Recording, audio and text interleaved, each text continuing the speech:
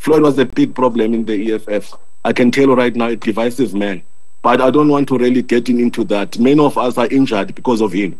And because if you want us to speak, we'll speak. When you're saying that it's a cult, it's a one-man show, I think that is a coward. He's a coward. He could have raised whatever he wanted to raise within the EFF. I know that EFF is not a cult at all. It's a very democratic organization. All you need to do in the EFF, you must work, and then you must account with the work. You must be serious about your work in government and in politics. When you're given a task, you must do the task.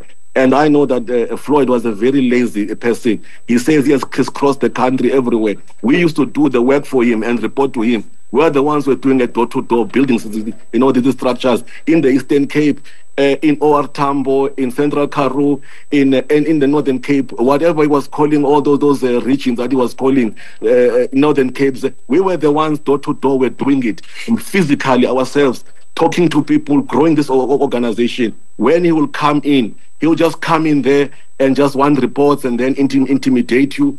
After that, he just disappears. You tell him that, look, Chief, I don't have anything, any fuel or any place to sleep. He'll just laugh at you and leave. So there are many things that we can say about that thing. We mustn't let us to speak.